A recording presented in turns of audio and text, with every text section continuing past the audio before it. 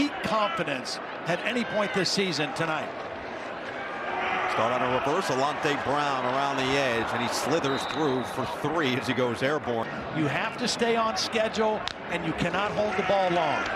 And he won't here. Quick strike goes to Nate Carter on the outside, and he'll dive forward. They're working against an offensive tackle. 3rd and 4 for Hauser. Fire. And I see Chop Robinson do this. I'm thanking the Lord. I'm saying I am so glad he's not longer and work my progression. Evan Morris, the motion man on 1st down. Oh, that is sniffed out and blown up by Adissa Issac. Well, I mentioned these two defensive ends, leading the team in sacks. They are so quick off the ball, and they take great angles to the football. Nobody gets a piece of him, and you see how quickly he closed on that play. Both of these guys have ability to bend their bodies, stay low, and turn the corner. With kids, you love them equally. Whoever gets to the quarterback first, you're great. Robinson coming in on 2nd and 13. Hauser hit as he... Job of eluding Chop Robinson. Robinson's going to force him out of the pocket. And watch Caden Hauser not panic. They even tried to chip with a tight end. He takes a hit. Going to get his first run in the backfield, spelling Carter. Foster, the motion man, they swing it out to him and let him turn up the yards. Isaac catches up from behind. J.D. Duplain is left guard, and the captain was just devastated when he heard he couldn't play with him. Swing it, and it's Tyrell Henry who's not going to pick up much. The 8th tackle of the season, and that time he showed some speed. Quickly now on 3rd and long. Hauser over the middle. It's picked off. Take a look from above, brought to you by Walmart Plus. Now look, Michigan State went with tempo. But Caden Hauser never accounted for the back of the season, and Michigan State gets the stop on a missed field goal from Alex Felkins. Now on 1st down, Hauser back to the air, lost one after being initially beat on the play. Carr had 119 yards last week, and the game-winning touchdown. Nate Carter to the outside. Fine minute drill at the end of the game last week. 3rd down and 2. Morris, the motion man. Play action. Hauser has to get rid of it, and it's short. But you can see the athleticism. It's going to be coming from that side. Number 36, he is in the backfield as soon as Hauser turns around. He's not able to get there. 2nd and 4th, you might be going, who's 3rd? Well, yeah, that's the Iowa Hawkeyes continuing to do what they've done for years. As Hauser delivers, it is Malik Carr, and it'll get back just a yard shy of the original line of scrimmage, picks up 4. Games with an injury, but when he is healthy, he is so fast off the ball, and he's able to just help out. It's an advantage. When he's one-on-one, it's tough. Hauser tucks it, runs it, and he doesn't get very far. Level said he didn't believe it was very close. Well, here he is right in the middle now on this 3rd down play. Can't get a lot of penetration up the middle, but they do on the outside. Curtis Jacobs. Well, again, 3rd and long. They put Chop here. They got great edge rushers here, and Curtis Jacobs is going to get in on the inside. It's only 4 guys rushing, but they're all outstanding pass rushers with quickness and length and explosiveness.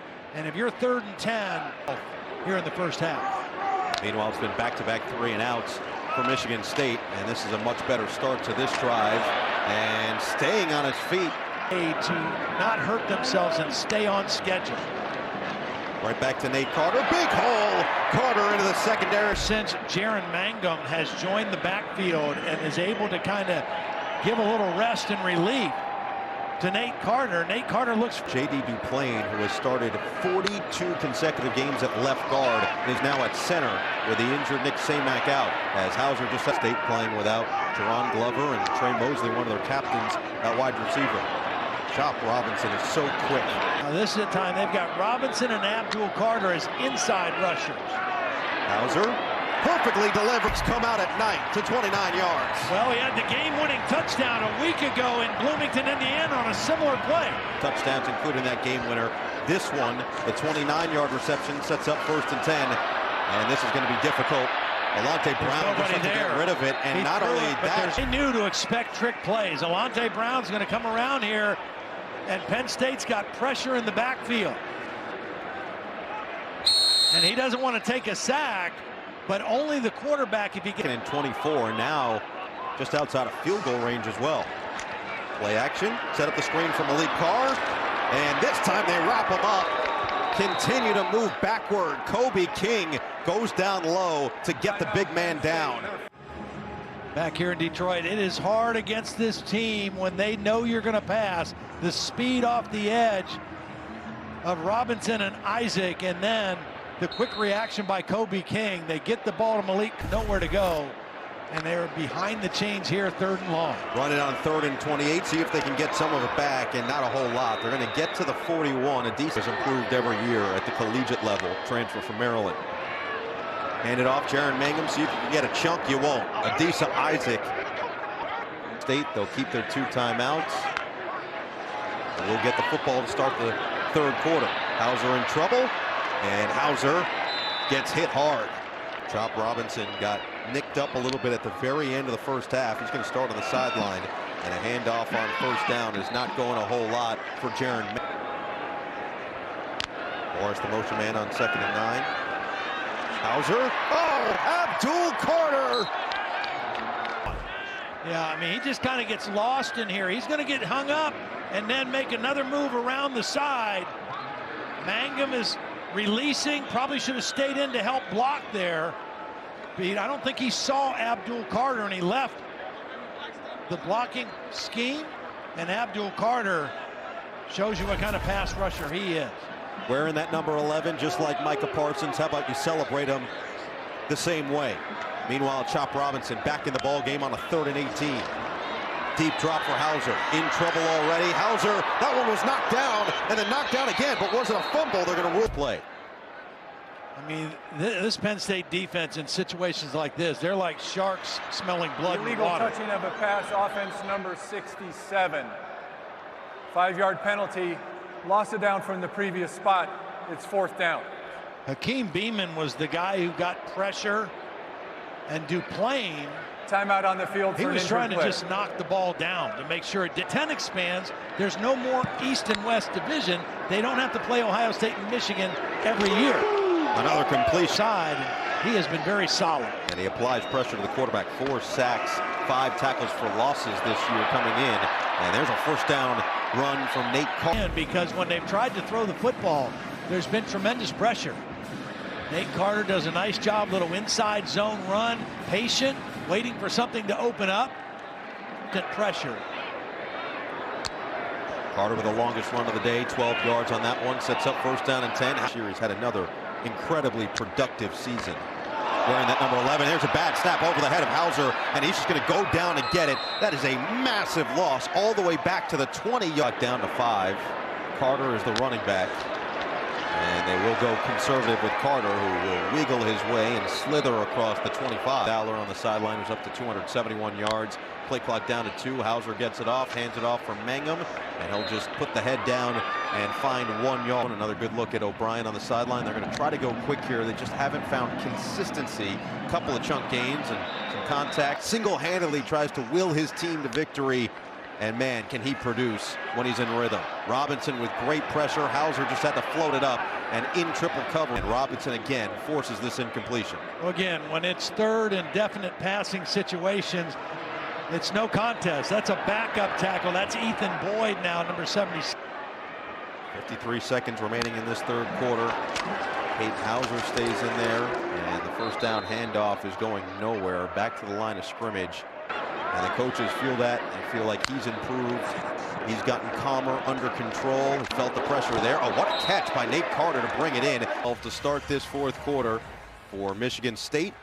And Caden Hauser will go back to the air. No, he won't. He'll go down again. Adissa, Issac. No, defense continues to flex its muscles. Here he is. He's going to come on an inside stunt. I mean, they're not blitzing. They have not brought that many people throughout this game, but they get home. Good twist stunt there, and Hauser nowhere to go with the football. In 10 games last year, he was never the starter, and he played well most of the year and did a lot of good things, but did not play well in the. And you know, just knew he didn't play good enough against Michigan either. Play action, Hauser in trouble. This time he's going to escape and slide down just shy of the 30. You were the starter. You led the team to a national championship. As Hauser and the Spartans are going to go quick here on 3rd and 8 and sling it You've got social media. You've got all these recruiting services. Nobody knew how many stars people had back when I went to. And I think those experiences this year will make him much better next year. Doesn't turn 20 until March. And Caden Hauser. Brandon Baldwin, number 53, he's just late getting there. The left tackle is kind of slow and kind of late. And Caden Hauser, they'll get a chance at a very good Louisville team in the ACC championship next week. Running with Harold Joyner, who loses a yard. Wins is going to be in. Last year, the winner and the loser got in the playoffs. I don't know that that's a lock this year. I think the winner obviously is. And losing streak, they have to win the line of scrimmage tomorrow in Ann Arbor. Third down and 13 for Michigan State. Scorfar is going to complete one, a short completion. Interesting mix going forward. Talked to offensive coordinator at Wisconsin, Phil Longo, about that air raid background for him, and he said that he's still with Penn State as their defensive coordinator, that the defenses will continue, and this defense, just another sparkling evening here in Detroit. Yards allowed was 76 in a shutout against Iowa during the whiteout game. They've allowed 74, and it's only going to go down. Another sack, 7th of night to put even more distance. Inside pressure, just hit that running. I mean, he guessed on the snap count, timed it up perfectly. Wow.